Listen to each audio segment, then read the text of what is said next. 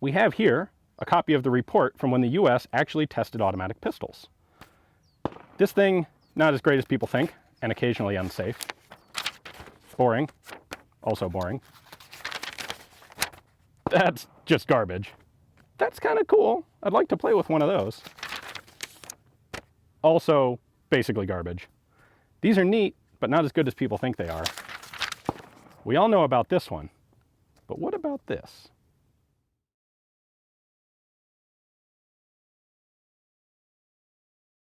Well, perhaps we actually have an option for a 45 Luger now. This came from Eugene Golubtsov. I'll just call him LugerMan because that is the company name. And this is a reproduction of the US 1907 Trials 45 caliber Luger.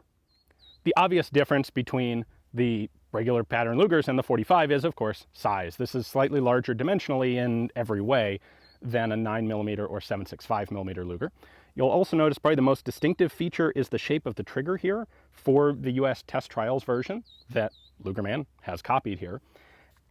But really, the biggest question to me is, does it actually work? Because it is, in my experience, it's pretty uncommon for a very small production, totally custom, new manufactured gun to actually work reliably right out of the box. And I mean, this one's serial number 4.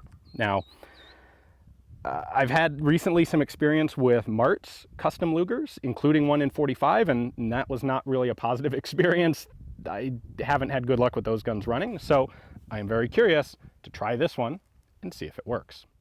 So the 45 caliber Luger is something that is almost mythical in status. If you look up like $1 million gun, you'll find a 45 caliber Luger. There are actually a few more original examples of these than people think, but not very many. We're talking single digits. The Luger was a pistol that was a worldwide sensation when it came out in the very late 1890s, 1900, and it was tested by virtually everyone who was anyone on the planet. Everybody in Europe tested the Luger. The United States tested the Luger. There were some 45 caliber ones made for testing in South America as well as the 9mm version that eventually came out and the original version, which was 7.65mm Luger. Well, of course, being Americans here, the American 45 caliber test Luger is the one that's gotten a lot of mystique. And because there are basically none of them available, there's like 1 or 2 American trials guns, LugerMan has decided to manufacture a reproduction of it. And apparently, he actually got his hands on the original blueprints for the 45 caliber 1907 pattern Luger, and then actually put in the time and effort, which is really quite remarkable, to manufacture it effectively.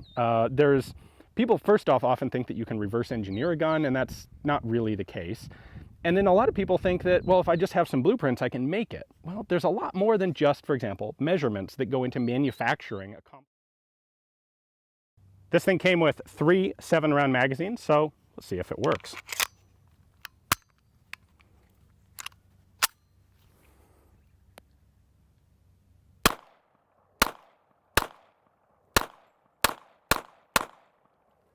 Wow!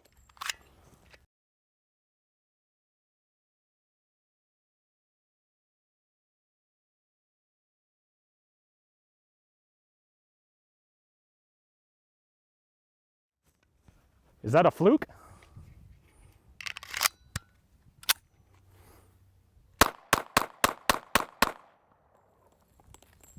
That's less of a fluke. Wonder if it can do one more. Where's my 3rd magazine? Hey, there's a 3rd magazine.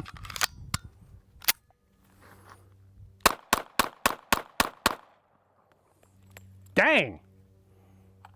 I'll be honest, I was not expecting this thing to work just because, well, because I guess I'm biased from those Mart's guns.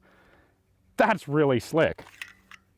All right, so they're 7-round magazines and a really, really stiff magazine spring. In fact, I can basically only get 2 rounds in there by hand until we add the loading tool that LugerMan made for these. And it's obviously the same pattern as a standard Luger. However, it is rather cleverly done in that the loading tool kind of locks onto the follower button there. So it stays on, which is nice. And then we can use that as a nice thumb lever to depress the magazine. The reason that Lugers have such incredibly stiff magazine springs is because of the speed with which that toggle cycles. And you can see that in the high-speed footage of it shooting. If it didn't have such a powerful magazine spring, you would get failures to feed because the cartridge literally wouldn't be able to rise in the magazine quickly enough for the bolt to pick it up when it's trying to chamber around. Well, that's the first step. It actually works. Now the second step, let's see if I can hit anything with it. That silhouette's at about 25 yards. Let's see how the sights are set up because, well, I guess I could actually drift the front post if I want, but elevation I'm not going to be able to adjust short of filing on the gun.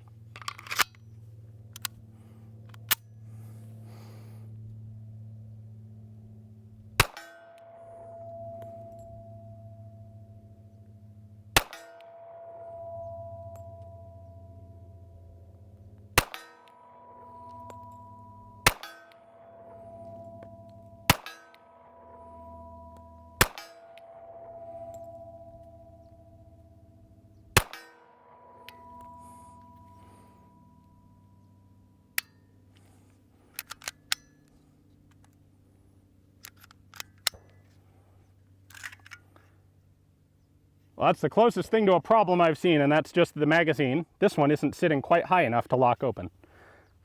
But let's check out that target. Obviously, this isn't a bench rest accuracy test. This is, I want to find out if the sights are actually set up to where the gun's shooting. And I think that pretty conclusively says that, yeah, they really are. No doubt other people can shoot more accurately than I can, but I am extremely happy. And honestly, again, a little surprised by that. This thing just keeps coming up being exactly what it ought to be. Because of how tight the magazine spring is, you kind of have to give the magazines a good whack to seat them when the toggle's closed.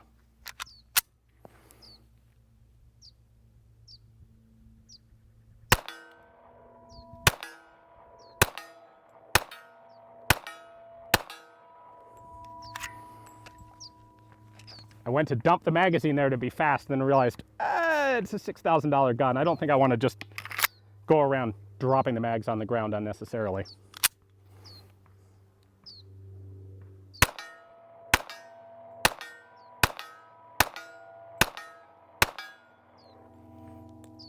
Dang, this is just really cool.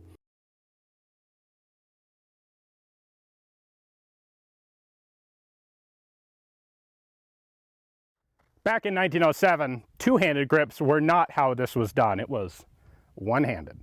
So let's see if I can hit anything that way.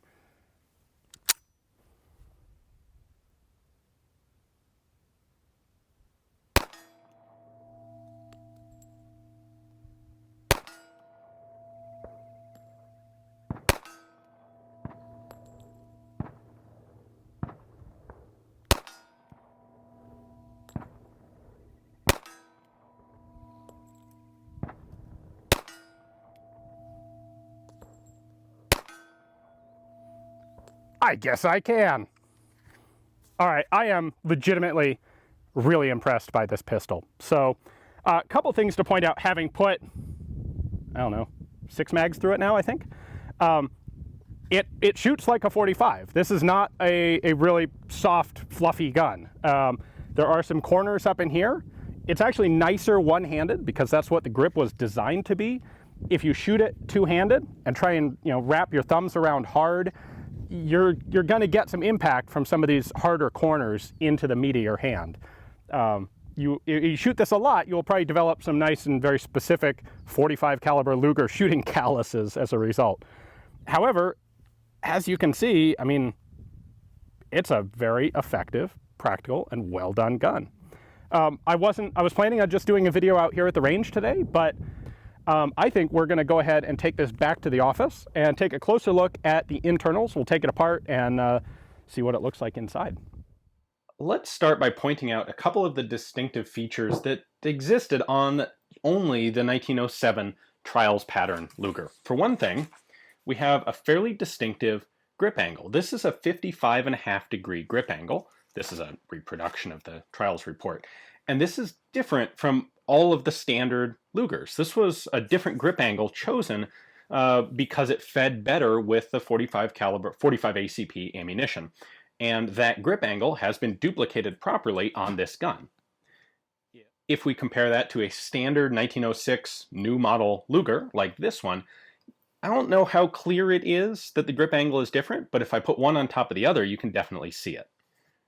So it's kind of subtle, but this is a 60-degree grip. This 1907, the 45, is 55.5 degrees. So we're only talking about a 4.5-degree difference. But if I line up the grips, the barrels don't quite align. And if I line up the barrels so that they're exactly parallel, well, then the grips don't quite line up. And this one's pushing a little bit farther backwards. And in addition to that, you can see that the contours of the grip are a bit different. There's much more of a curve back here than there was in the 45. The curve here at the toe of the grip is also a little different. And of course, the trigger guards are substantially different. On the standard pattern guns, there's kind of a scallop up behind the trigger guard, which doesn't exist on the 45. In addition, of course, you can see a clear difference in the shape of the trigger. The reason I'm making so much of a point of that is that there are some other original 45 caliber Lugers that are known to still exist, but they don't exhibit these features. The two guns of the US 1907 pistol trials are gone. And that's what makes it so cool that LugerMan has actually recreated that specific gun here. Take a look at his markings there. LugerMan Inc., Levittown, PA. Caliber marking there on the bottom of the barrel and a serial number. This is gun number 4. And just as it should be, that serial number is also on the front of the frame. The formal designation of these guns is Luger 1907, which is marked up on the barrel extension there. And then, of course, we have the toggle markings, and this is another cool little element. If I look at my original 9mm gun here, that's a DWM in a combined sort of a fancy script marking. Well, LugerMan has done the same thing, but if you look closely at that, it's LMI, LugerMan Incorporated. So pretty cool. Of course, we also have a serial number on the rear of the toggle. All of that stuff has been duplicated. We have a somewhat unique safety marking there and in English, which is nice. And then disassembly of these is just like original Lugers. So we'll take the magazine out, check to confirm that it is unloaded, of course. And then we'll pull this back, rotate the disassembly catch down, cover plate comes off, and then I can slide the slide off. We want to make sure that that recoil spring, there we go, make sure this hook comes nice and cleanly out. Once this is out, remove the spring tension from the firing pin, and then we can push this pin out, which is nice, and everything on this is nice and smooth, just like you would expect. Now, this particular example has a bunch of wear to the finish, as you can see, because according to LugerMan, this particular gun has something like 8,000 rounds through it. This is the prototype that he has sent to people like me. One of the cool things about the original Lugers that's just kind of indicative of the quality, the effort that went into manufacturing them, is that these two bars act like tuning forks on an original Luger. You can tap those and you get this wonderful high-pitched hum from them. And you know what? You can do it on this one too. So I'm going to hold this over by my microphone. See if you can hear that. All right, well, hopefully that came through on video. It is exactly what I would have expected from an original DWM production Luger. I have to admit, when LugerMan first offered to send me one of these, I'm up for anything. I was definitely willing to try it, but my expectations were pretty low because my experiences with some guns like this that I've recently had a chance to shoot just haven't been all that good. When I was able to actually take this out to the range, and it really blew me away with how well it works. It just works. It just hits.